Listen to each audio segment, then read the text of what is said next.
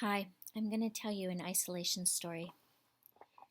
So, in late 1999, my husband, who was then my partner, we weren't married at the time, decided to head up to the Yukon and do a year-long meditation retreat in a cabin that was about an hour and a half hike from the Alaskan Highway into the Yukon wilderness. So we get there, it's like late October.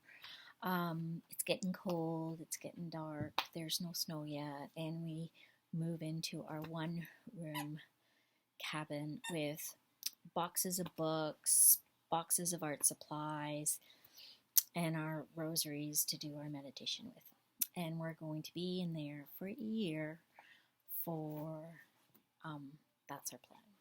And so the first month goes okay. The second month, it's pretty dark, but it's nice because we're not working, so we can go out during the day and snowshoe about, and it's beautiful landscape, very big, very vast, a little bit intimidating. By New Year's Eve 2000, we're not getting along. We're in a one-room cabin together in the middle of nowhere, in the dark. The north wind comes hurling through the hills, hits our cabin, shakes it. There's wild horses stampeding throughout the meadow where the cabin's situated to stay warm. And we're meditating like 10 to 12 hours a day. So guess what's floating? All the crap that we carry, all our wounds, our anger, our rage, our grief, everything is up. And there's one other person to project all that on, and it's our partner. So, anyways, needless to say, January was not particularly pleasant in the cabin. So we're going along and I'm realizing like this is not working. We're at a point where we can't even look at each other, and we're in a one-room cabin in the middle of nowhere. And I'm like, okay, either I have to leave or something has to change. Now I'm an extremely stubborn, persevering person, so I don't want to leave. And I know something has to change and I don't know what it is. So a little backstory.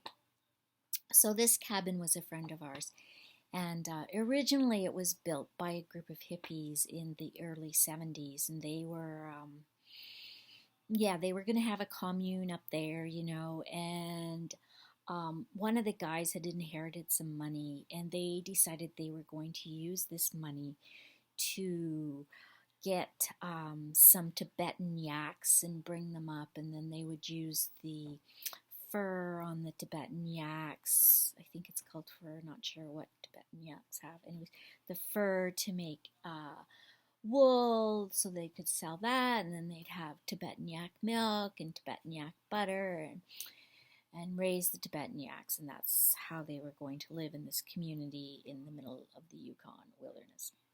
So they found some yaks down in Montana and had these yaks shipped all the way up to the Yukon. And they built a corral, and they made a huge area enclosed in barbed wire. Three rows of barbed wire. So by the time Mark and I got, anyways, the yak story is longer. Anyways, by the time we got there, there were no more hippies and no more yaks, but there was still quite a bit of barbed wire, and the barbed wire was all through the forest. And you could see that the barbed wire was causing problems for the animals in the area to pass to drink from a small stream that was running by our cabin.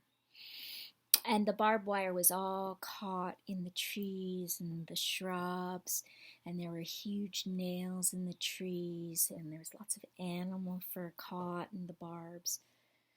So, backstory.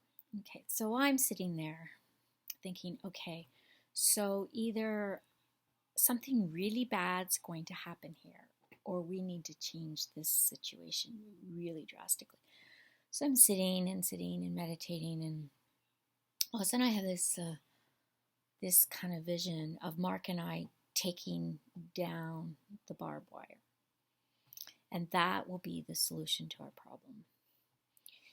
So I say to Mark, hey Mark, I have an idea how we can stop fighting. And he says to me, what? You and your ideas. You always have ideas. What are your ideas? You're always getting me into something. Like, this was your idea to come up to the Yukon. Look at what you did to me. Anyways, I'm like, okay, this is a better idea than coming up and sitting in the middle of nowhere in the Yukon for a year.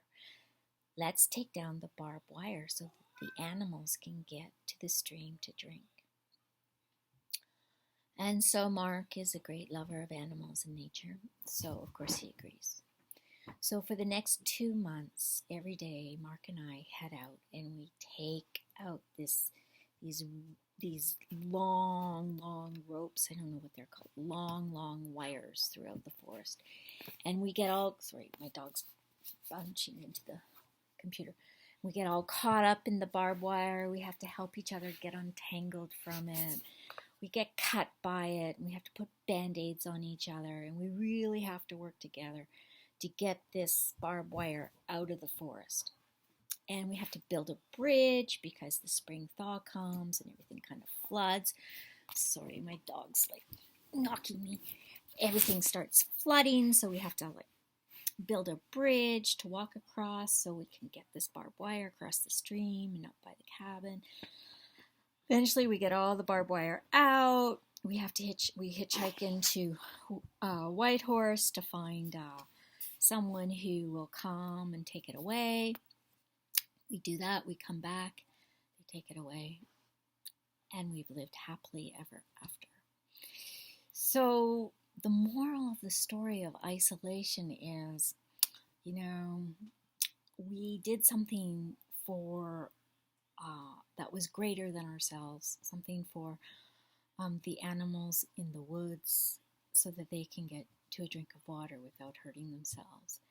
And what I've learned is,